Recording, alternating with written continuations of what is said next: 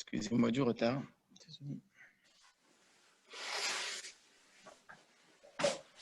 Alors, je vous ai posé une question la semaine dernière, à savoir, est-ce que la victoire de David contre Goliath, est-ce que c'est un acte, enfin, est-ce que c'est un événement naturel ou est-ce que c'est un miracle, est-ce que c'est un S? Alors, je vous demande une réponse qui n'est pas une simple opinion, c'est évidemment qu'est-ce qui ressort du texte, qu'est-ce qui est écrit dans le texte lui-même. Vous avez une semaine pour réfléchir à la question.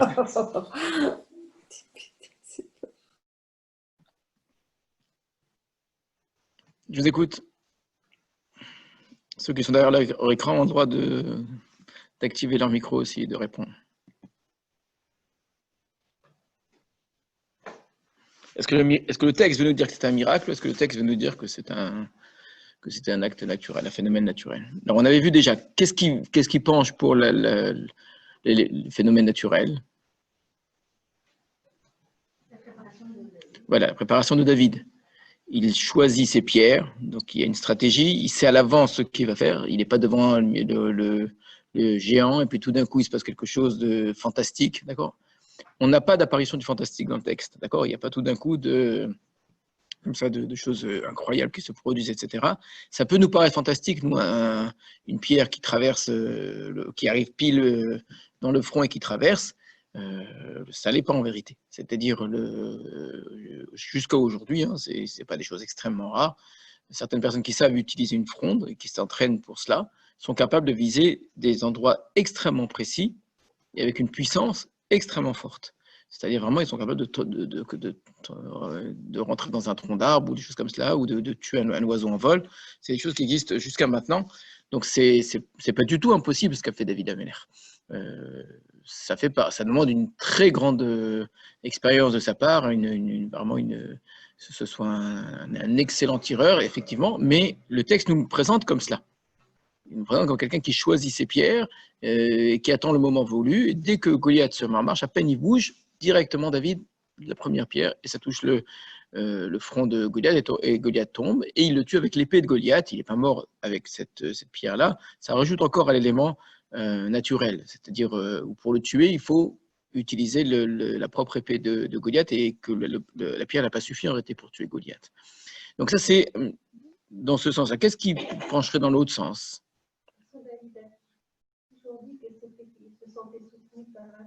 Voilà, donc lui-même le dit, c'est Hachem qui va livrer Goliath à maman, c'est Hachem qui va livrer tous les ennemis, d'ailleurs, tous les Philistins qui vont en faire de la chair à pâté, là. Donc c'est le fait qu'on présente David comme étant accompagné par Dieu. L'expression qui revient plusieurs fois, c'est une expression très importante dans notre texte, Hachem imo, Hachem était avec lui. Où est-ce qu'on avait vu la première fois cette expression, vous vous rappelez? Non, pour David, David, je crois que c'était plus que ça, une vraie névoie, etc. Mais que Hachem était avec David.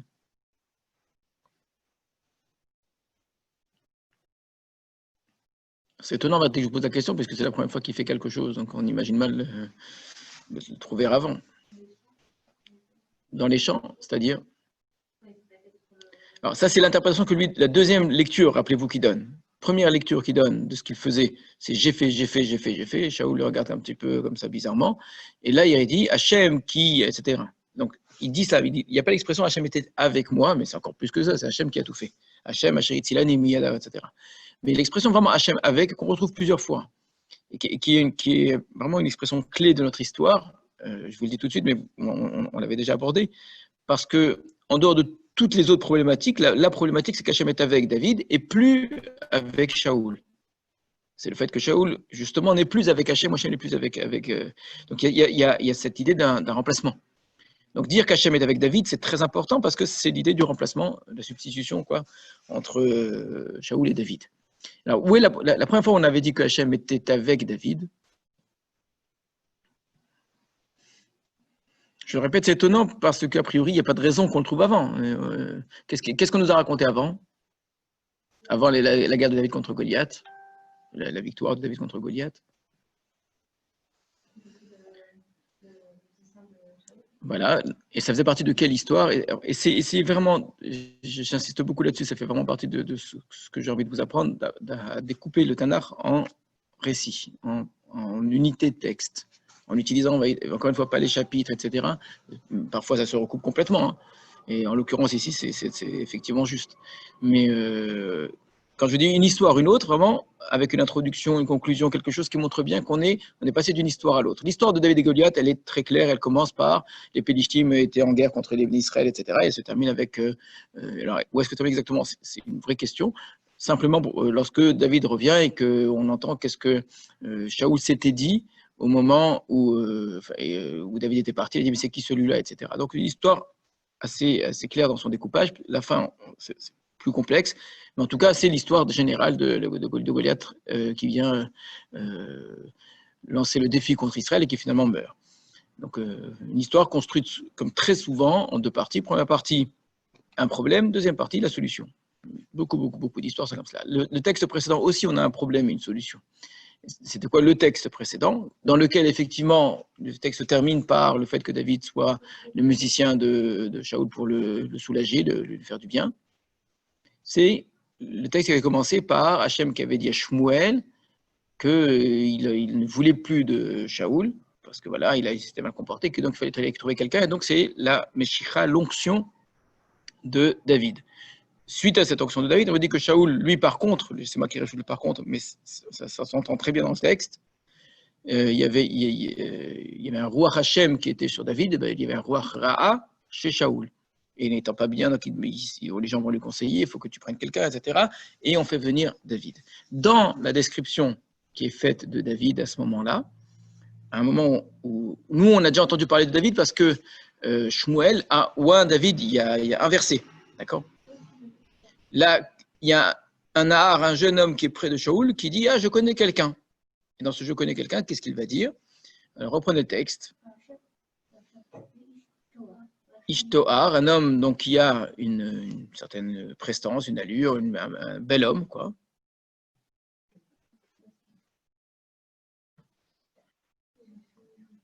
Je vais vous mettre en partage également.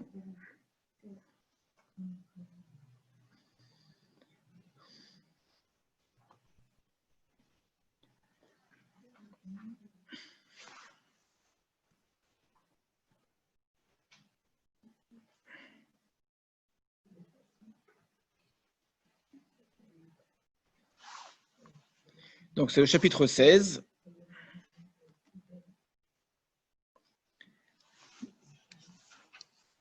Verset 17. Shaoul dit à ses serviteurs, trouvez-moi donc un homme qui sait bien jouer. Et vous me l'amènerez. Et un des jeunes hommes a dit, voici j'ai vu un fils à Ishaï Bet Alachmi de Bethléem, Yodéa Nagen, qui sait jouer, le Gibor Chaïl, et qui est fort, et Ish Milchama, et un homme de guerre, Unevon Davar, et qui est intelligent, qui comprend bien les choses, Ishtoar, et qui est en plus un homme beau, Vachem Imo, et Hachem est avec lui. On était très étonnés, et on l'est toujours d'ailleurs, quand on lit un texte pareil, qu'un jeune homme inconnu comme ça, qui sait autant de choses sur le fils de Ishaï, qui sait autant de choses sur lui, hein. Ça c'est déjà étonnant, et puis surtout d'apprendre autant de choses sur David. C'est rare que des gens qui ont autant de qualités, quoi. C'est quand même assez extraordinaire, hein. Il est à la fois un homme de musique et un homme de guerre, un homme avec qui Hachem est, et en plus il est beau. Donc il allie le physique, le spirituel, le religieux, l'art, la guerre, enfin c'est l'homme des contraires, c'est un homme d'une totale harmonie, enfin c'est quand même assez incroyable. Alors que Shmuel ne le connaissait pas, et le voyant n'avait pas compris que c'était lui. Donc c'est vraiment incroyable cette opposition entre le prophète qui ne voit pas en David quelqu'un de qualité, il y a un simple jeune homme qui sait, qui est déjà au courant, bien sûr, c'est très connu que on n'a pas résolu cela, on l'avait fait remarquer évidemment. De là, le Midrash, c'est pas n'importe qui ce jeune homme, c'est Achitophel, une sorte de génie, une sorte de génie pervers, quoi. C'est là la première fois que l'expression Hachem Imo est avec lui. D'accord? Alors, quand on dit Hachem est avec lui, est-ce que ça veut dire que c'est un miracle?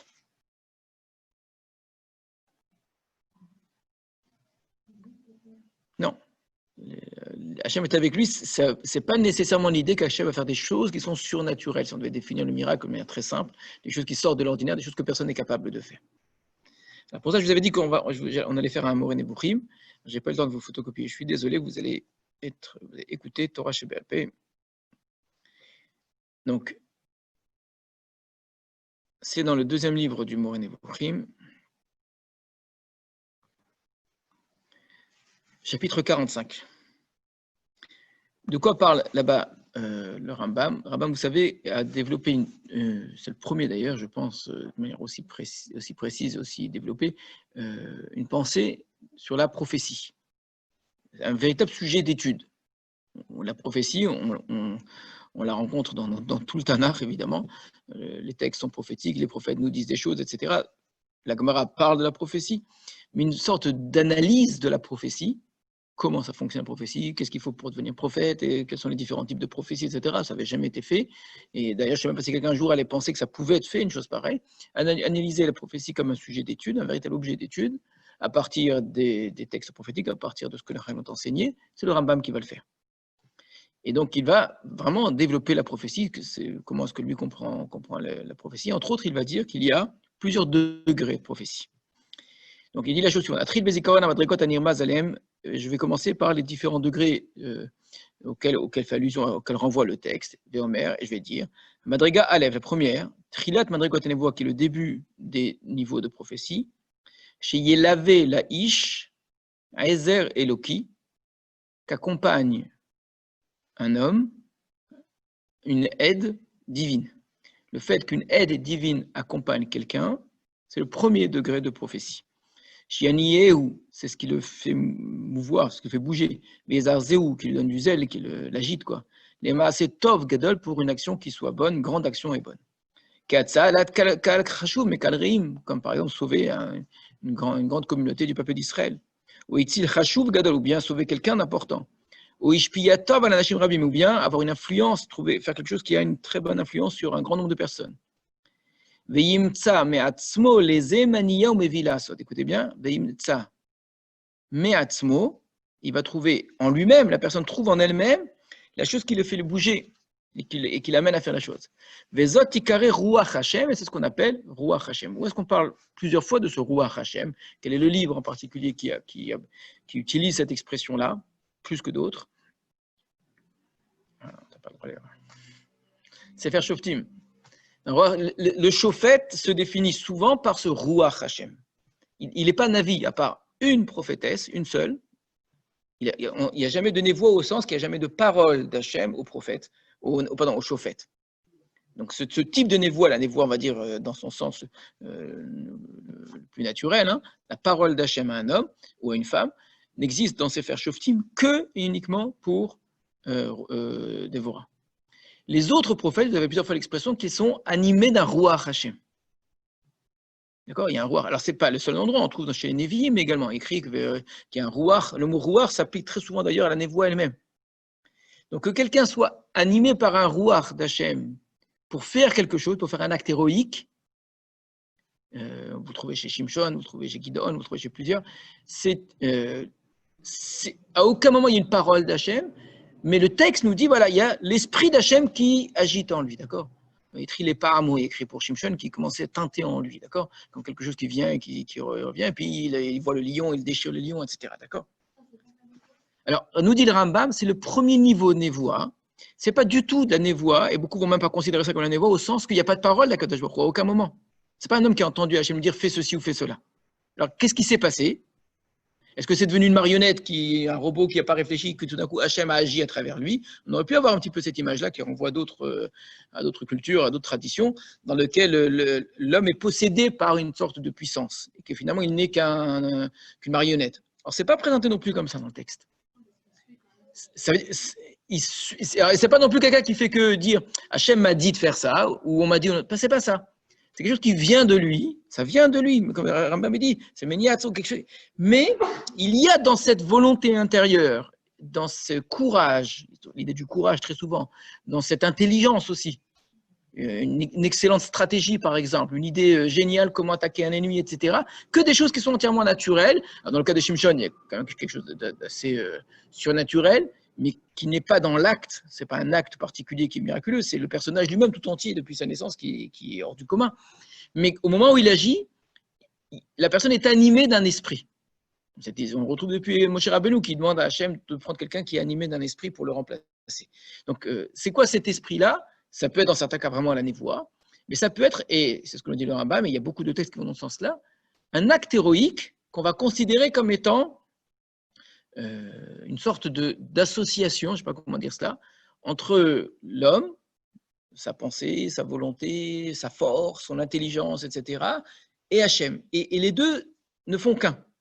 Il y a une sorte d'alliance qui fait que quand la personne elle agit, en même temps, il sent que, comme si Hachem le poussait à faire. Pas le pousser dans le sens je t'ai dit de faire, c'est pas une petite parole, pas une petite voix dans l'oreille. On se sent comme pris d'une force. On a un petit peu cette idée-là quand Shmuel dit rappelez-vous à Shaoul aussi, lui dit écoute, maintenant à partir de là, fais ce que tu ressens. Ça veut dire que ce que tu vas faire, c'est bien. Comme si, à travers toi, c'est Hachem qui agit. Je continue le Rambam. Oui, j'écoute. Le Rambam, il dit plutôt qu'en général, que la névoie, c'est un travail sur soi et c'est le résultat d'un taïr, d'un travail, quelque chose. Entièrement. Vous avez tout à fait raison que pour le Rambam qui insiste énormément sur la personne qui doit faire un travail sur elle-même, alors on peut avoir l'impression ici que le Rambam semble dire que c'est l'inverse, c'est Dieu qui possède l'homme. Alors rien n'empêche de considérer que pour le Rambam, pour se sentir animé de ce roi, il y a travail à faire avant, du même type. Et c'est un premier niveau de névoie qui lui aussi demande un premier niveau de préparation et de disposition. Un homme d'être disposé à cela. Et donc pour le Rambam, on pouvait très bien dire, Hachem le roi d'Hachem n'est pas entré en Gidon au hasard, parce que Gidon, l'air avec cette force que tu as en toi, ça veut dire qu'il y avait quelque chose d'abord en lui, et David probablement, et Shaoul aussi probablement, c'est-à-dire il y a un travail préalable de l'homme qui rend l'homme capable d'être dans cette association avec Hachem. Donc c'est une bonne remarque que vous faites, que ça demande d'abord un travail préalable, et qu'il ne faut pas voir chez le Rambam l'idée d'un esprit qui tout d'un coup posséderait un homme sans que lui n'ait rien fait pour cela. Mais c'est ce qu'on appelle l'esprit d'Hachem. Et un homme qui ressent cela, on dit que l'esprit d'Hachem fond en lui. On a vu ça, cette expression pour Shaoul, par exemple. Au lav shaoto, où elle l'a vêti, roi Hachem. Au nacha alav, où elle s'est posée sur lui. Au hayaimo, où elle était avec lui. C'est ce qu'on a vu pour David. Les kayotse belo Hachem, tous ces noms-là qui vont dans le même sens. Vezotei madrigat shofte Israël kulam. Et c'est le niveau de tous les juges d'Israël. Asher nemar bahem ala klal, vechi yakim Hachem lehem shoftim, vaya Hachem ima shofet. On avait dit au sujet de tous les shoftim, il y a pas ceux qui dit que Hachem a élevé des shoftim et il était avec eux et ainsi il a sauvé Israël. Mais c'est également le niveau de tous ceux qui donnent des conseils des sages en Israël. On trouve ça pour certains des shoftim et des rois, que dans le conseil, dans l'intelligence, il y a quelque chose de divin dans leur intelligence. Ce n'est pas que le fruit de leur pensée, il y a comme une action de Dieu à travers eux. Il y eut sur Iftach l'esprit d'Hachem, et Nemar Beshimshon vatitzlach alav ruach Hashem, Nemar vatitzlach ruach Elokim al Shaoul, lekeshomo et Devarim, vechen Nemar be'amasa, kasher eniyu ruach hakodesh la'azor et David. On verra que le ruach lavshet amasa, c'est un homme qui va venir aider David. Donc, ensuite,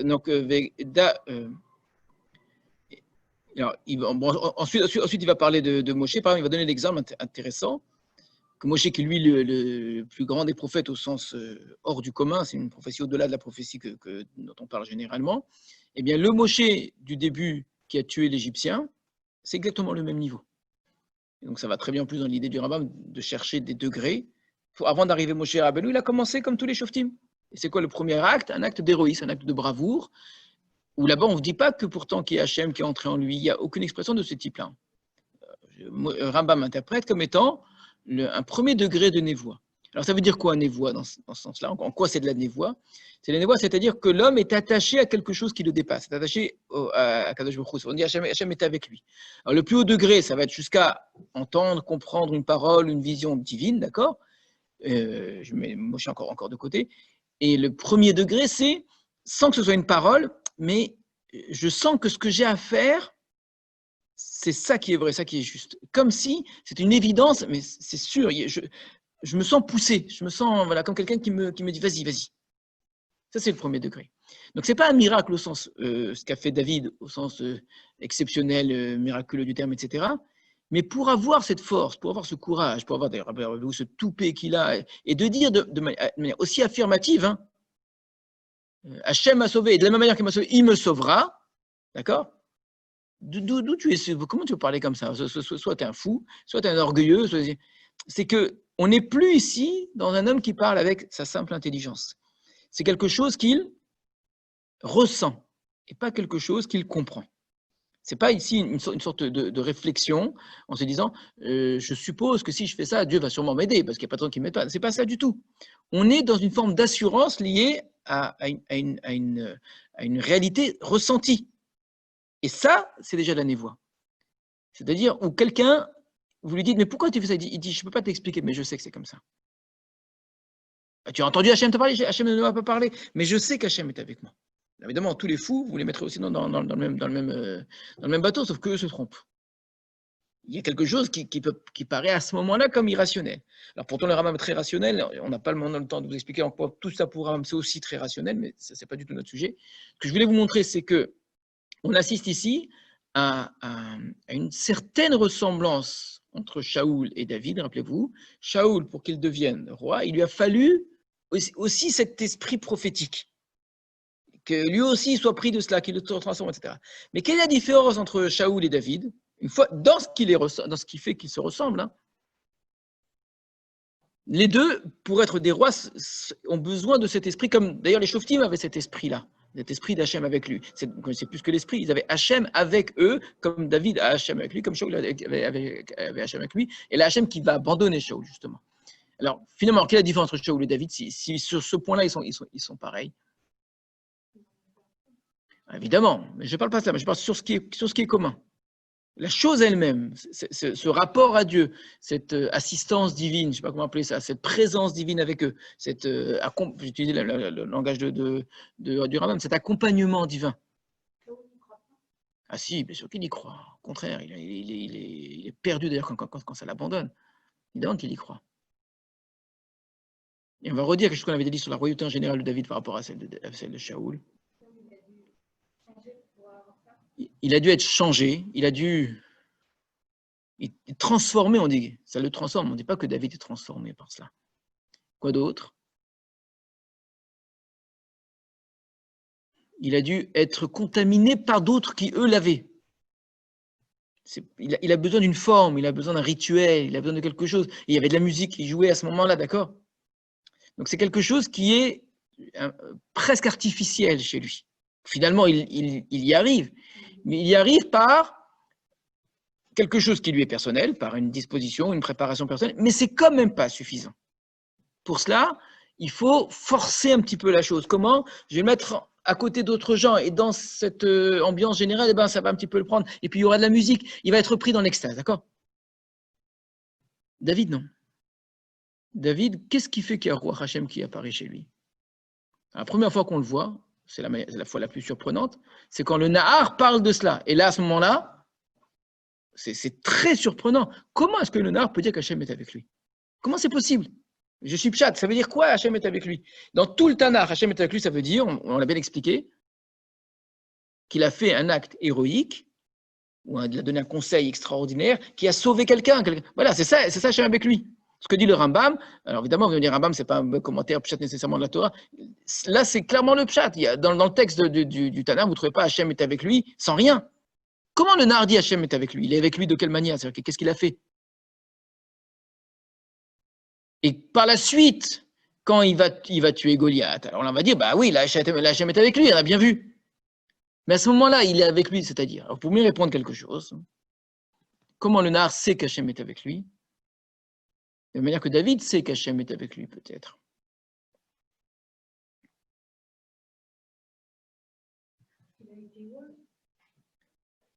Alors, le nar saurait que. Alors, l'onction suffit. C'est difficile de dire que l'onction suffit à faire de lui, à faire qu'Hachem est avec lui. Puis si on définit, encore une fois, ça vous oblige ici à comprendre Hachem est avec lui d'une autre façon. Comme si le simple fait d'être loin, ça créerait obligatoirement une présence de Dieu. Or, nous, on a vu que la présence de Dieu, c'est toujours lié à un acte, ou à une parole, ou quelque chose d'héroïque, un sauvetage. Il faut qu'il ait sauvé quelqu'un, il faut qu'il ait fait quelque chose de grand, d'accord?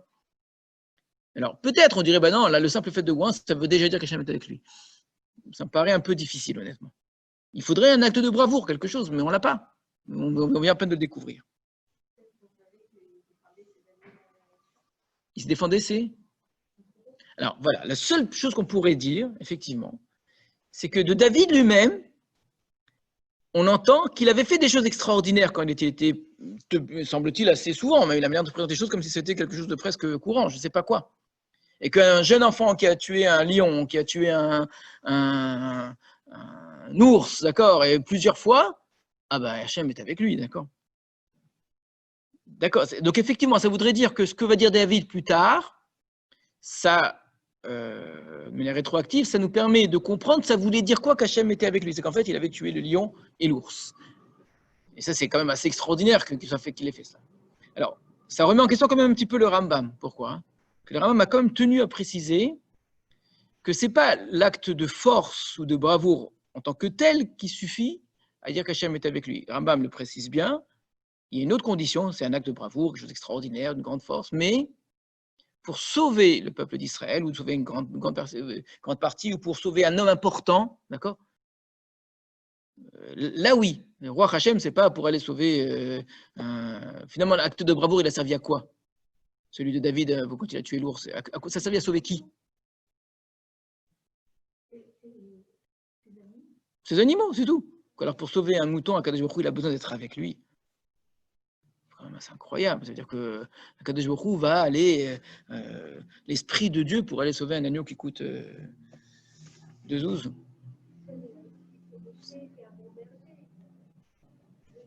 Et alors, Moshe est un bon berger. En quoi le fait de sauver un agneau de 2 zouz, ça suffit à justifier l'action de Dieu? Faut pas exagérer, ça va. S'il avait sauvé le peuple d'Israël. C'est difficile. Hachem est avec lui. Ça veut dire quoi, Hachem est avec lui? D'accord? Retenez bien cela. Je dis, on est face à des textes qui sont assez compliqués, assez difficiles, alors qu'ils sont très simples à lire au début. Mais tout cela, on a besoin de bien maîtriser le texte pour ensuite proposer des réponses aux difficultés. Et ça fait partie des éléments qu'il faut connaître. Des éléments auxquels on doit faire attention. C'est que la première fois qu'on voit qu'Hachem est avec David, ce n'est pas au moment où il combat Goliath, c'est au moment où le Nahar le présente comme étant, vous avez vu toutes ces qualités-là, beau, Hachem est avec lui, d'accord. Mais on va relire le passouk, vous allez vous rendre compte vous-même de ce que je viens de vous dire sous une autre forme, mais c'est exactement la même question.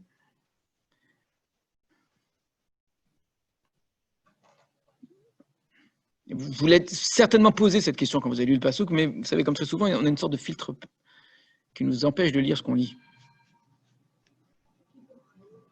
Je relis le même passouk, verset Yudzaïn, et vous allez me poser le même genre de questions. Vayomer Shaoul et Lavadav. Donc Shaoul est le serviteur, trouvez-moi un homme qui sait jouer de la musique. C'est ça qu'il a demandé. Vayotem Elai. Vayan Echad Manerim, un des jeunes gens a répondu. Vayomer, Hine Haïti Ben Ishai. Voici, j'ai trouvé un fils à Ishai. J'ai vu un fils à Ishai de Bethléem. Yodé Anagen qui sait jouer. Ben, arrête-toi là. C'est ça que tu as demandé. Non. De Gibor Chaïl. C'est quoi Gibor Chaïl? Un homme valeureux. Qu'est-ce qu'il a fait comme guerre jusqu'à présent, David? Et Ish Milchama, homme de guerre. Pourquoi? Parce qu'il a tué un lion, c'est un homme de guerre. Et alors l'histoire du lion, on ne la connaît même pas encore. On la sait pas, cette histoire du lion. Cette histoire du lion, on va la voir après. Alors même si je dis oui, mais grâce à ça, j'arrive à mieux comprendre avant, de là à dire Gibor Chaïl, homme valeureux, fort valeureux peut-être, mais Ish Milchama, homme de guerre, ça veut dire quelque chose, c'est un guerrier. En quoi il est guerrier? Nevon Davar, un homme intelligent, qui sait bien comprendre les choses. Alors peut-être, il a discuté avec lui, il a raconté des choses, d'accord. Ishtoar, un homme beau, ça je veux bien. Hachem Imo. Comment tu dis Ish Milchama? En quoi il a été Ish Milchama? Non seulement c'est étonnant qu'ils en sachent autant sur cette personne-là, alors que personne n'est au courant. Deuxième chose, c'est étonnant que quelqu'un ait autant de qualités, quand même, c'est extraordinaire. Mais troisième chose, mais comment est-ce possible qu'il ait ces qualités-là? Pratiquement, je veux bien qu'il devienne un jour, et ce sera déjà extraordinaire, qu'un jour, un homme, après je ne sais combien d'années de guerre et de combat et d'écriture des Teilim et de tout ce que vous voulez, il ait toutes ces qualités au bout du compte, je veux bien. Mais c'est un jeune garçon qui a 15-16 ans, en quoi il est Ish Milchama? Il n'est pas Ish du tout d'ailleurs. Alors, on va dire, c'est l'expression Ish Milchama, je veux bien, je l'entends. Mais même, c'est pas approprié. Alors, il parle, alors, c'est un homme, lui, par contre, c'est un avis bonhomme, là, complet. Je vois que ce sera un Ish Milchama. C'est quand même un. Il faut au moins une fois qu'il se soit battu. D'accord? Alors, on peut encore expliquer, dire, à l'époque, surtout peut-être dans la tribu de Yehuda, et pour cela, on a plein d'exemples dans l'histoire où c'est comme ça, où les jeunes garçons qui étaient assez doués, on les préparait à la guerre très jeunes. Et que donc, ils devenaient véritablement soldats qu'à l'âge de 18 ou 20 ans. Donc, ils allaient à la guerre, au combat, mais par contre, dès l'âge de 6-7 ans peut-être même. Voilà, on les des épées en bois, etc. Ils apprenaient la lutte, etc.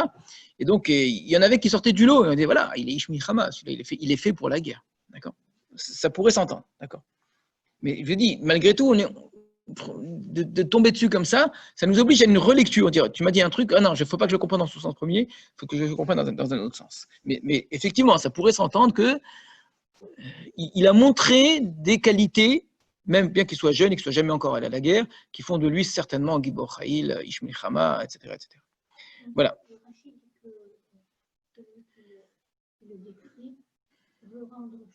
Jaloux, on avait vu ce texte-là, tout à fait. Ça apparaît presque évident. Ça paraît presque évident du texte. Hein. Il a demandé juste quelqu'un qui veut de la musique, tu lui sors tout ça, qu'est-ce que tu as besoin? Il y a une volonté ici de lui faire du mal. Il a tout ce que toi t'as plu, quoi.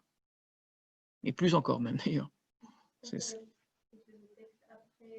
Alors, voilà, tout cela, ça va nous permettre ensuite de proposer, et si on fait cela, il va falloir voir si ça rentre partout, d'accord, de proposer une explication peut-être effectivement à la difficulté du texte. Mais pour ça, on va y revenir. Mais tu as compris effectivement pourquoi j'insiste là-dessus. Alors, il faut faire très attention, parce que je me suis repris à des dizaines de fois, parce que chaque fois qu'on essaie quelque chose, on se rend compte que ça ne marche pas ailleurs. C'est pas du tout évident. C'est-à-dire qu'il faut vraiment que dans tous les endroits du texte, dans les deux prakim, Tetzaïn et Yudzaïn, on ait une véritable cohérence. Voilà, donc ce serait une des solutions à apporter. On va voir. On va reprendre notre texte. Avant de proposer d'explication, il faut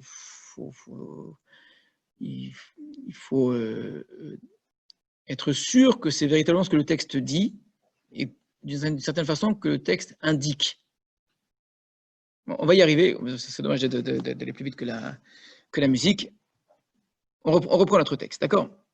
Alors, ça c'est une chose importante sur laquelle je voulais qu'on revienne, ça veut dire quoi cette idée d'un Hachem avec lui? Une fois qu'on a compris que ça correspond très bien, très bien, vraiment, on pourrait presque dire un exemple type d'Hachem est avec lui, c'est le combat de David contre Goliath, ça oui. Hachem est avec lui. Non seulement ça convient, parce que dans l'idée, parce que c'est dit comme ça. Lui-même le présente, avant même d'aller au combat, il dit Hachem, c'est lui qui va faire gagner la guerre. Quand ça se passe, on voit qu'Hachem est avec lui, d'accord? Il y a quelque chose ici de l'exemple type. Mais par contre, de le dire avant même que David n'ait fait quoi que ce soit, ça c'est très surprenant. Voilà, ça c'est une première remarque que je voulais mettre en avant. On va revenir maintenant sur les autres endroits du texte qui méritent d'être remarqués. J'espère que vous avez en tout cas l'histoire en tête, parce qu'on ne peut pas reprendre toute l'histoire. Je vais revenir sur quelques psukim.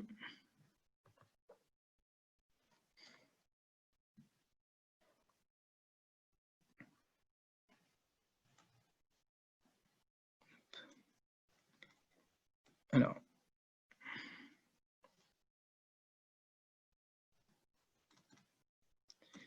regardez bien. On est dans le chapitre Yudzaïm maintenant. Donc, première histoire, si on devait donner un titre, c'est le remplacement de Shaoul par David. Ou bien Meshichat et David, souvent c'est le titre qu'on donne, l'onction de David. Or, dans ce texte-là, il y a un élément, une partie du texte, qui est le désespoir ou le roi Ra'a de Shaoul et David qui vient jouer de la musique. C'est qu'en fait, dans ce texte, il y a deux histoires. C'est clair qu'il y a deux histoires dans ce texte, c'est vraiment une évidence même. Il y a la Meshicha de David même, et il y a un autre texte, c'est clairement autre chose. L'un n'entraîne pas l'autre. Il n'y a aucun lien logique, aucun lien, on va dire, littéraire entre le premier et la deuxième histoire. Vraiment strictement aucun. Une fois que Shmuel a ouin David, Shmuel est parti, c'est écrit clairement. Je vous avais dit à l'époque, quand on avait étudié ce texte-là, séparation des personnages, dispersion des personnages. D'ailleurs, David est complètement absent du premier texte. Même quand il est là, il est absent. Il ne parle pas, etc. Il subit tout. Donc, dispersion des personnages, retour dans le lieu d'origine, d'accord? Donc, l'histoire, elle est finie. On a une autre histoire qui est une autre problématique, a priori, c'est une autre question, c'est Shaoul qui n'est pas bien, etc. Il y a un lien très fort en termes d'idées entre les deux textes, un lien très fort, et c'est clair qu'ils sont associés pour cela. C'est que là, on a part du roi Hachem qui vient sur David, et là, du roi Hachem qui quitte Shaoul, et ça rejoint le début du texte là-bas, où Hachem dit à Shmuel, j'ai abandonné, je ne veux plus de Shaoul. Donc, on revient sur Shaoul pour montrer cela. Donc, il y a finalement une vraie cohérence à l'ensemble de ce texte-là. Mais c'est un texte composé de deux histoires, ça c'est clair. Il y a deux, comment on appelle ça, deux, il y a un mot en français pour dire ça. Alila en français, Alila c'est un texte, c'est Alila Tassipour, c'est le, pas le déroulement, pas l'aventure, le, bon, tant pis. C'est-à-dire l'histoire elle-même, si vous voulez, la manière dont les choses se déroulent. Voilà, le déroulement, ce n'est pas tout à fait la traduction, mais c'est quelque chose qui se rapproche de ça. On n'a même pas les mêmes personnages du tout, et il n'y a aucun lien. Il n'y a pas un personnage qui vient de l'histoire qui va ensuite dans l'autre, par exemple. Donc, ce n'est pas le même lieu, ce n'est pas les mêmes personnages, rien du tout. Là c'est Shmuel avec la famille de Ishaï, là, c'est Shaoul dans son palais, d'accord? Et on fait venir David chez Shaoul. Donc, c'est quelque chose qui est complètement différent. Et même, ça va plus loin, il y a même presque des oppositions en apparence, hein, dans les images, et c'est fait exprès. Dans un cas, David est inconnu dans la famille de Ishaï. Il n'apparaît pas comme s'il n'existait pas. Dans l'autre cas, on a l'impression que le reste de la famille de Ishaï est inconnu. Je connais un fils à Ishaï. Alors évidemment, un, ça ne veut pas dire un seul. Mais quand je lis ça, ça peut être lu, et c'est fait exprès, je pense, comme s'il y avait un seul fils à Ishaï. C'est-à-dire, il y en a un seul, et là, on sait tout de lui. Donc là, on ne sait rien de lui, etc. Il fait même pas partie de la famille. Il y en a 7 qui sont connus. Rappelez-vous, le chiffre 7, a priori, c'est un chiffre total. On est presque surpris qu'il y ait un 8e tout d'un coup qui sort du lot. Alors que dans l'autre histoire, c'est exactement le contraire. Comme si Ishaï n'avait qu'un seul fils, je connais un fils à Ishaï, etc., etc., etc. D'accord? Donc on ne passe pas par les 7 premiers, on n'essaye pas, et un deuxième, un troisième, pour se rendre compte que c'est tout le contraire, d'accord? Ces deux textes c'est clair qu'ils appartiennent au même récit. Au même récit, bien que ce soit deux histoires, et c'est rare, et on a déjà fait cette remarque-là, c'est très rare que dans un récit, on ait deux histoires. Je suis dans le Pérec Tetzaïn, regarde si vous voulez, au niveau des versets, du Pasuk Aleph, donc jusqu'au Pasuk Yud Gimel, les 13 premiers versets. Et ça commence par, regardez bien, Vayomer Hashem el Shmuel, ad matay yatamit avel el Shaoul. Hashem dit à Shmuel, jusqu'à quand est-ce que tu vas te prendre le deuil sur Shaoul? Et ça se termine vraiment comme une conclusion. Vaikar Shmuel et Keren Hashemen, et Shmuel a pris la corne d'huile, Vayifshach oto bekerev echav, et il l'a oint parmi ses frères. Donc c'est vraiment la fin du premier passage qui était Hachem a parlé à Shmuel. Pourquoi? Pour ça, pour arriver à cela. Vatitzlach ruach Hachem el David, l'esprit d'Hachem a fondu sur David, mais Ayom Aou va mal à partir de ce jour-là. Et ensuite, il y a comme Shmuel, et Shmuel s'est levé, va yelech Ramata. Donc on a commencé, je suis au passage Yud Gimel. Donc, et là aussi, qu'est-ce que ça veut dire? L'expression, je n'ai pas insisté dessus, c'est quoi? Vatitzlach ruach Hachem el David, Ayom Aou va mal. Là, c'est la même question que tout à l'heure. Et l'esprit d'Hachem a fondu en lui, et ensuite. Donc, quelque chose qui ressemble beaucoup chez Shimshon, au tout début de l'histoire de Shimshon. Et l'esprit d'Hachem était fondu sur lui. Et ça veut dire quoi? Qu'il avait Hachem avec lui. C'est quoi avoir Hachem avec lui, a priori? La même réponse que tout à l'heure. Ça veut dire que normalement, il a fait des actes de bravoure avec des sauvetages et pas simplement qu'il a tué un lion et un. Alors, ce serait peut-être un cas d'exception, je ne sais pas. Et c'est certainement pas la simple onction. C'est l'onction qui a entraîné cela. D'accord?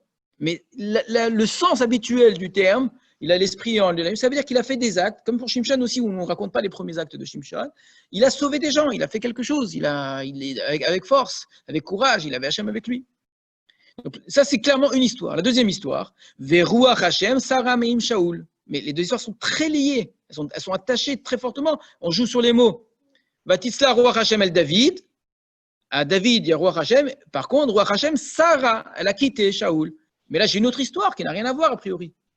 Qui est l'histoire du problème de Shaoul, qui lui, n'a pas le roi Hachem, il faut lui faire revenir. Et dans cette histoire aussi, on a le personnage de David qui apparaît. Mais là-bas, dans la première histoire, il était absent, inconnu, introuvable, ce que vous voulez. Dans l'histoire, au contraire, il apparaît comme une évidence. Mais c'est clair qu'au niveau littéraire, c'est raconté comme deux histoires qui forment un récit, une unité de texte. L'unité, c'est entièrement, c'est tout cela, je suis d'accord. Donc, et là, j'ai combien de versets dans la deuxième histoire? Non. Je n'ai pas autant, j'ai 10 versets. Ça remettrait en question le découpage en deux parties égales. Ce n'est pas le cas, puisque si vous regardez 10 de chaque côté, vous avez le pivot au milieu qui est très clair, du verset 11 au verset 13, donc 3 versets au centre, et là en plus les chiffres sont éminemment symboliques, 10, 3, 10. Les 10 premiers versets, il y a un problème et on n'a pas de solution au problème. Et pour bien montrer qu'il n'y a pas de solution au problème, le Tanakh le fait très souvent comme cela, pour montrer qu'il n'y a pas de solution à un problème, comment est-ce qu'on fait pour montrer qu'il n'y a pas de solution à un problème? C'est pas juste qu'on ne trouve pas, c'est qu'on fait des essais ratés. Là, ça montre bien que ça ne marche pas. Pour qu'enfin le dernier, parce que si simplement je ne trouve pas et puis j'ai trouvé finalement, ben ça veut dire, bon, si tu avais attendu, tu aurais trouvé. Mais j'essaye, et 3 fois j'essaye, ça n'a pas marché, ça prouve qu'il n'y a pas de solution. Et donc, la solution, elle apparaît comme étant hors norme, elle est complètement différente, ce n'est pas juste la suite logique de ce qui précède.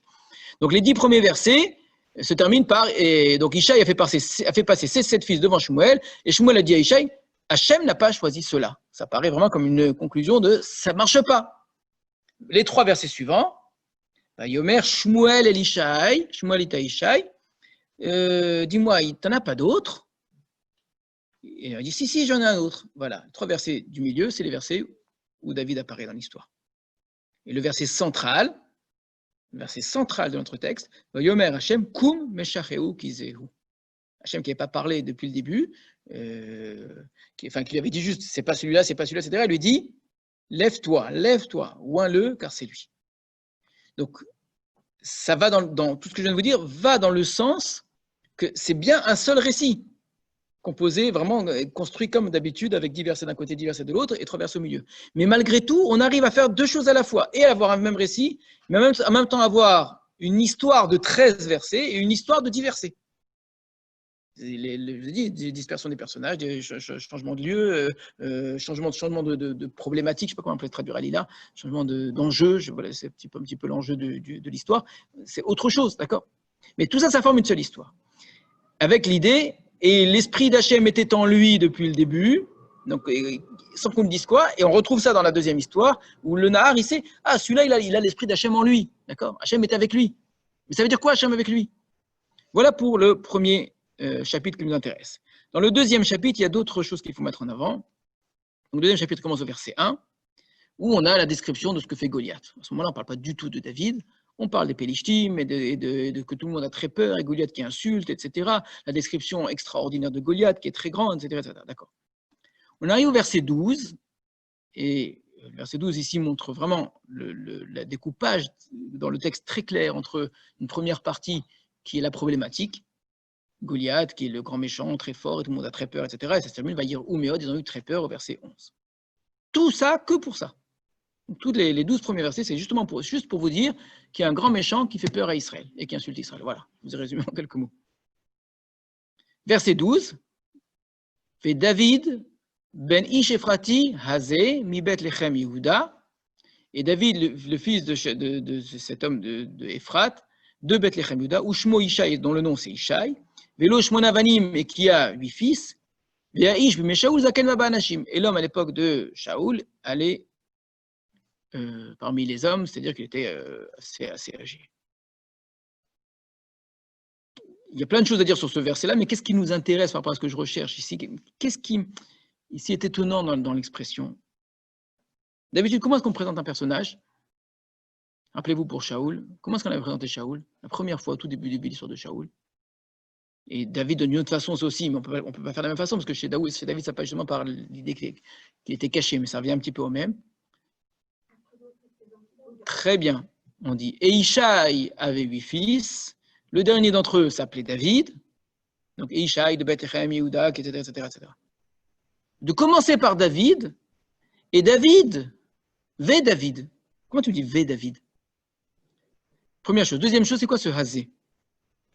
Et David ben Ish Ephrati Hazé. Hazé. C'est quoi Hazé? Celui-là. Connu. Connu de qui? Et là, ça vous oblige à bien réfléchir comment est-ce qu'on lit un texte. Est-ce qu'on parle aux lecteurs ou est-ce qu'on parle aux acteurs de l'époque? Est-ce qu'il était connu des gens de l'époque, et c'est pour ça que je dis Hazé, ou bien je dis Hazé pour toi, lecteur? C'est de Ishaï ici qu'on parle, évidemment. Mais connu de qui? Quand je dis ce fameux David, ce fameux Ishaï, pardon, quel fameux Ishaï? Fameux pour qui? Pour moi, lecteur, ou pour les gens de l'époque? Alors, si c'est les gens de l'époque, et beaucoup de Mefarshim vont lire comme cela, c'est difficile de dire Hazé, Hazé, celui-là. Pourquoi celui-là? Celui-là, c'est-à-dire celui dont j'ai déjà parlé. Donc, à quoi sert ce Hazé? À faire le lien avec le chapitre précédent. Donc, clairement, on a ici, ça, faut utiliser ça avec beaucoup de précautions. Clairement, on a un lien dans ce deuxième chapitre avec le chapitre précédent. Alors qu'on a quasiment tout le texte qui donne l'impression d'ignorer complètement le chapitre précédent. Nous sommes d'ignorer, de dire une autre histoire comme si la première n'avait jamais existé, ne pouvait pas exister en même temps. D'accord? Là où ce sera très fort et explicite, c'est quand Shaoul va dire mais c'est qui celui-là? Comment c'est qui celui-là? Tu viens, il joue de la musique tous les jours chez toi. C'est qui celui-là? Il a écrit que tu l'aimes en plus. C'est pas possible un truc pareil, d'accord? Donc la lecture générale du chapitre, quand je dis générale, c'est quasiment tous les versets, va dans le sens d'une histoire parallèle à l'histoire précédente, une autre version de l'histoire, complètement différente, d'accord? À partir du début du chapitre. Quand tu commences le chapitre et que tu découvres David qui arrive et qui n'est pas capable, qui ne peut pas parler à Shaoul directement, qui a besoin de faire du bruit, de se faire remarquer pour qu'on aille l'amener chez Shaoul. Pourquoi? Tu es l'écuyer de Shaoul. Il y a écrit Shaoul, il t'aime. Tu ne peux pas aller à sa tante et dire écoute, tu as peur de Goliath, moi j'y vais. Et puis, si tu es son écuyer, où est-ce que tu aurais dû être? L'écuyer est écrit. C'est pas juste celui qui joue de la musique. L'écuyer, alors l'écuyer, il n'est pas tout le temps à côté du roi, mais en situation de guerre, oui. Minimum, c'est que tu sois à côté de Shaoul au moment de la guerre, puisque tu es son écuyer. Donc, ce texte-là semble complètement ignorer le texte précédent. Et quand ce n'est pas le cas, il faut faire très attention. Ici, c'est un exemple. Le David ben Ish Ephrati Hazé, à mon avis, ça me paraît juste, c'est clairement un lien avec le texte précédent, Hazé, celui dont je t'ai déjà parlé. D'accord? Et c'est également pour ça, je pense, qu'on a une différence avec ce qui se fait d'habitude. On ne commence pas par le père, on commence par David. Et David. Et c'est qui le Hazé? Eh bien, ce n'est pas justement Ishaï, c'est David. Mais David ben Ephrati Hazé, ce n'est pas le Ish Ephrati qui est Hazé, c'est David qui est Hazé. C'est ce David dont je t'ai déjà parlé. Donc, dans ce verset, on a une sorte de rappel, de renvoi, plus exactement pas un rappel, une sorte de renvoi au texte précédent. Dans le texte précédent, je t'ai dit qu'il y avait un homme qui s'appelait Ishaï. Je t'ai dit qu'il avait 8 fils. Je t'ai dit qu'il y avait un fils qui s'appelle David. Ben voilà, c'est bien du même que je parle. C'est bien du même que je parle. D'accord. Pourquoi est-ce qu'on a besoin de dire que c'est bien du même que je parle? Si c'est tellement évident, puisque je viens de le voir, c'était pas il y a 15 chapitres, c'était juste avant. Pourquoi on a besoin de préciser que c'est bien du même qu'on parle? Et si tu m'avais dit rien du tout, et tu me dis, veille David, il est venu, etc. Ben voilà, j'ai compris. Tu n'as même pas donné les qualités. Tu m'as déjà tout raconté. Ensuite, tu me dis, et David est venu, que son père l'a envoyé pour aller voir ses frères et amener à manger, et puis il en a profité pour savoir ce qui se passe. Est-ce qu'un instant, j'aurais imaginé que c'est un autre David dont on parle? À tel point que tu es donné, tu sais, le David, mais tu m'as dit tout ça il y a quelques versets. Il n'y a vraiment pas beaucoup. Hein. Il y a 20 versets, tu me l'as dit. C'est pas...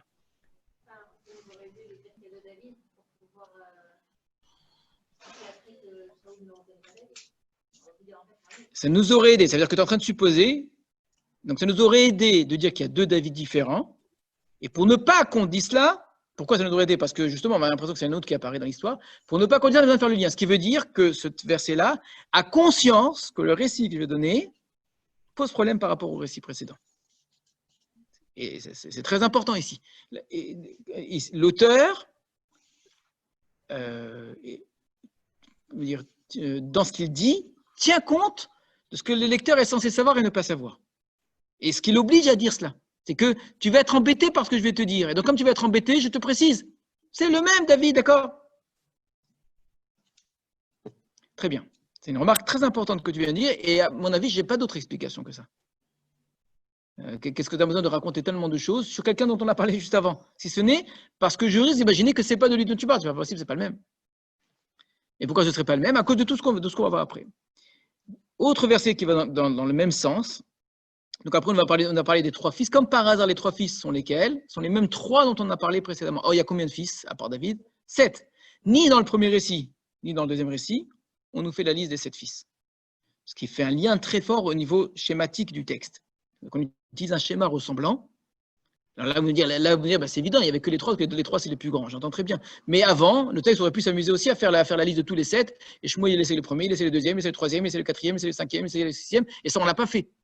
Et là, c'est un lien très fort entre les deux textes qui oblige à voir que les deux textes sont écrits l'un en connaissance de l'autre. Puisque j'utilise un même schéma de mettre en avant les 3 fils et pas les 7 fils qui précèdent. Mais mieux que ça, dans les 2 cas, c'est une exclusion des premiers au profit de David. Dans le premier cas, c'est clair, c'est pas lui, l'autre, mais on avait expliqué ça juste la semaine dernière.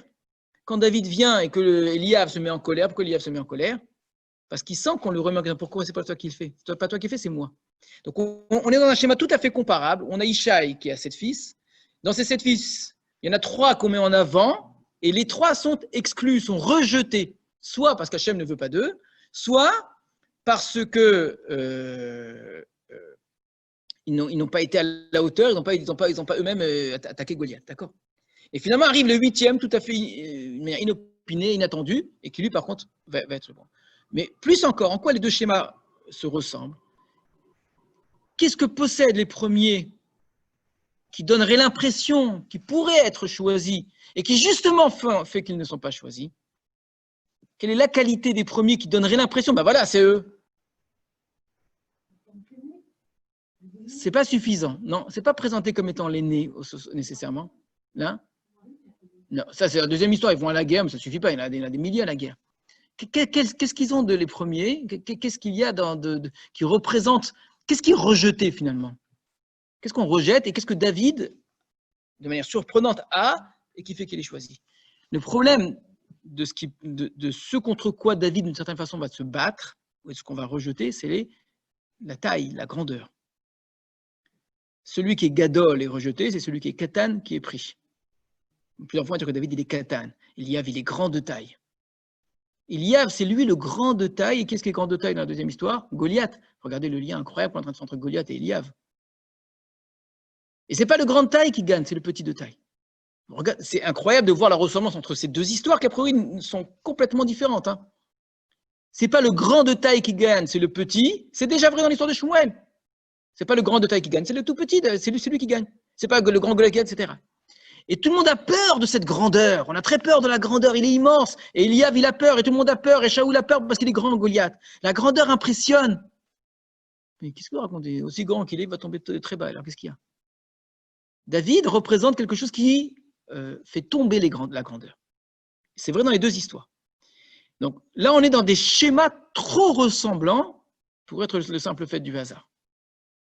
Ces deux histoires qui n'ont, on pourrait presque dire, deux façons de choisir David, qui racontent l'histoire complètement différemment. Là, ça vient du prophète choisi par Dieu. Regardez, c'est une sorte de décision divine. Là, par contre, c'est un acte de bravoure, héroïsme, etc.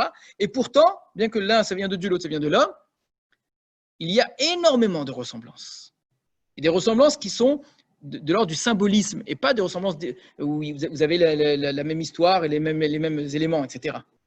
Or, quand c'est du symbolisme, ça veut dire que les chiffres 7, le chiffre 3, la grandeur, etc., c'est vraiment comme si on avait une sorte de trame, et sur la même trame, on racontait deux histoires complètement différentes. La même trame qui est, voilà, j'aimerais que tu me racontes une histoire qui représente l'idée que sur 7, il y en a 3 qui sont mis de côté, que ce qui est grand va tomber. Ah ben tu sais quoi, je vais te raconter l'histoire de Shmuel. Ou bien si tu veux, je te raconte l'histoire de Goliath, ça marche tout autant.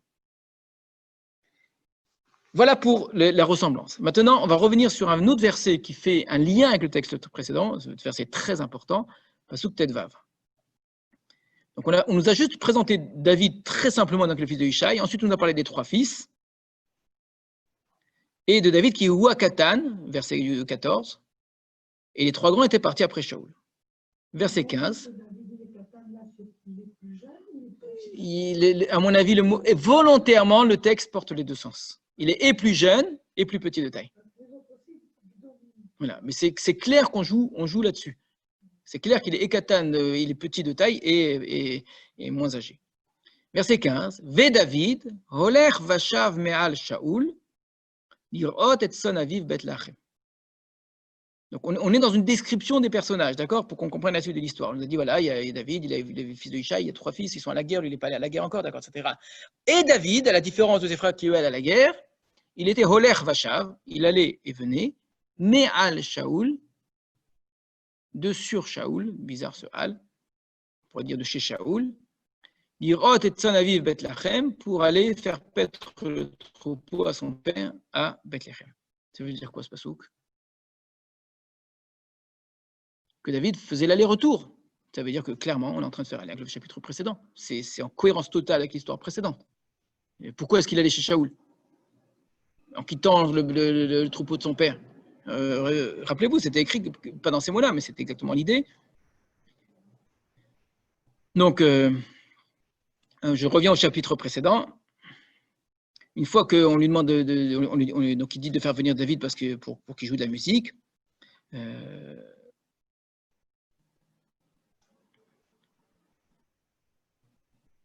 Donc, Vayavo David El Shaoul, David est venu chez Shaoul jusqu'au verset 21. Vayamod, il s'est tenu devant lui parce qu'on l'a fait venir, d'accord. Vayahaveu Meod, il a beaucoup aimé. Vayileonosechelim, il est devenu son écuyer. Vaishlar Shaoul, Elisha, il est mort, et Shaoul a envoyé à Ishaï en disant, Yamod là, David, que David reste devant moi. Ce qui veut dire que jusqu'à présent,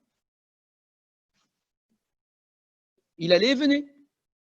Il retournait au troupeau, et puis il revenait quand Shaoul avait dans les 10 écoute, qui reste maintenant chez moi, qui m'a atzachem et qui a trouvé grâce à mes yeux.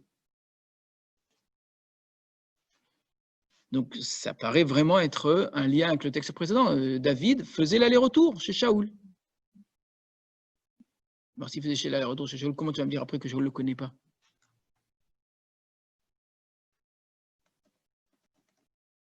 C'est peut-être le passouk le plus difficile de notre histoire, si on veut essayer de répondre à l'ensemble de ces problèmes-là.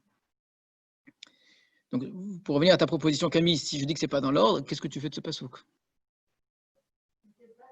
Ouais. Si tu dis que la partie que David est devenu l'écuyer de Shaoul et qui jouait de la musique, etc., est postérieure à l'histoire de David et Goliath, là tu me dis que David et Shaoul. Au campement. C'est la réponse qui est donnée par le Rav Samet. Il va proposer cette réponse-là. Il venait de Me'al Shaoul, du campement de Shaoul. Ça me paraît quand même un peu difficile. C'est difficile, surtout qu'à cet endroit-là, à cet endroit du texte, on n'a pas encore dit que David est arrivé au campement. Dis-moi d'abord qu'il vient au campement, qu'il est venu amener à manger à ses frères, etc. Ça, on n'a pas encore raconté. Que Ishaï a dit à son fils, tu sais quoi, tu vas venir manger. D'abord, raconte-moi ça. Et après, tu nous disais qu'il fait l'aller-retour. Mais ne me dis pas qu'il fait l'aller-retour, je ne sais même pas qu'il est parti une première fois. C'est vraiment, vraiment difficile, cet élément-là. Voilà ici un autre élément. On va sauter beaucoup. Là, c'est toute l'histoire ensuite de David qui fait son petit numéro là. On est là voir chacun. Dites-moi, qu'est-ce qui va arriver à l'homme qui a fait, etc., etc. Et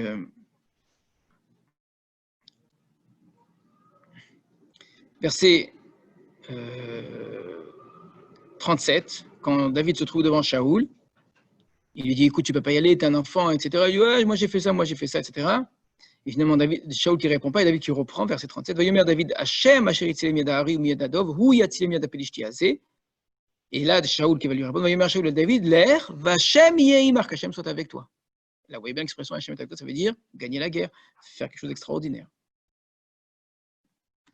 Autre élément important, verset 42, quand le Philistin voit arriver Shaoul, et là ça fait encore partie du fameux schéma comparable, une sorte de schéma comparable où on va faire exprès que les deux histoires se ressemblent, alors qu'elles sont complètement différentes, on va les faire se ressembler à certains endroits. Shmuel voit, pas Shmuel, le Nahar parle de David, rappelez-vous, en décrivant David. D'accord, c'est Gibor Haïl, etc., Ishtoar. La même chose, comme par hasard, avec vraiment une vraie ressemblance, qui ne peut pas être le fruit du hasard, Vayabet apelishti, et le Philistin a observé, il a vu être David, Vayivizehu, et il l'a méprisé. Ki haya na'ar, car il était jeune. Ve admoni, et roux, ou rouge, imiefe marek, une belle apparence. Cette expression-là, clairement, renvoie au texte d'avant. On retrouve ici jeune, avec roux, belle apparence, etc. Par contre, ici, évidemment qu'on ne dit pas Gibor, et c'est fait exprès. Gibor Chayil, Ish Milchama, parce que c'est tout le contraire. Ce qu'il ne paraît certainement pas être, c'est Gibor Chayil, Ish Milchama. Regardez comment c'est important ici, ce qu'on est en train de montrer. Quand je vois vraiment ce parallèle entre ces deux textes, le regard que porte Goliath sur cet enfant, sur ce jeune homme, et ce que dit le Nahar là-bas, le même mot en plus Nahar, sur David, les éléments qui nous ont surpris là-bas, qu'il était Gibor Chayil, Ish Milchama, Hashem Imo, sont justement les éléments de cette histoire que Goliath ne voit pas et qui se réalisent à travers Goliath. Je ne sais pas si je me suis bien fait comprendre. C'est que ce qui nous étonne de ce que dit le Nahar, c'est justement ce qu'il faut compléter à ce que Goliath a vu. Goliath, il voit qu'il est beau, mais qu'il est intelligent, qu'il sait parler, ça il faut l'entendre parler avec Shaoul, etc. Qu'il est fort, ben voilà, qu'il est Ish Milchama. Donc, comme si toute l'histoire de Goliath, c'est presque une illustration de ce que le Nahar avait vu, qui nous avait surpris. D'où l'idée que tu as eu, Camille, effectivement, de dire, mais ça peut être dit qu'après l'histoire de Goliath, alors, finalement. Et encore plus, si dans l'histoire de Goliath, justement, avoir les seuls adjectifs qui s'entendent sans qu'on ait besoin de tout ça. D'accord ? Voilà. Alors, on va s'arrêter là. On continuera sur les éléments un peu bizarres, comme ça, un peu bizarre, c'est pas le terme, qui méritent notre attention. Continuer les versets qu'on n'avait pas étudiés du tout par la suite, à la fin du chapitre et même le début du chapitre suivant, en vous posant les mêmes questions. 1. Comment le texte est découpé? C'est le plus important. Et à quel endroit ça s'arrête? Et est-ce que j'ai ensuite un grand texte, plusieurs petits textes? Comment c'est construit? Est-ce que j'ai un récit linéaire ou pas? D'accord? Ou est-ce qu'il y a c'est saccadé? Et quels sont les éléments comme ça intéressants qui peuvent m'aider pour savoir, mais qu'est-ce qui s'est passé, à quel moment ça s'est passé, comment ça s'est passé, où ça s'est passé, quel âge a David, et toutes ces choses-là, d'accord? Et vous allez voir qu'il y a plusieurs éléments ici qui vont nous obliger à réfléchir à l'organisation du texte. Voilà, c'est un peu difficile, je suis désolé, ce ne sera pas plus facile la fois prochaine, mais je pense qu'on avance malgré tout. On travaille sur quelque chose qui est très complexe. Il faut le savoir, la plupart des Mefarshim, à moins de prendre la Gemara telle quelle en disant que, en vérité, il savait très bien que c'était qui David, il a juste posé la question sur son grand-père Pérez, etc. Mais ça, c'est clair que ce n'est pas du pshat. Voilà. Bonne journée à tous, bonne nuit à tous, et à bientôt.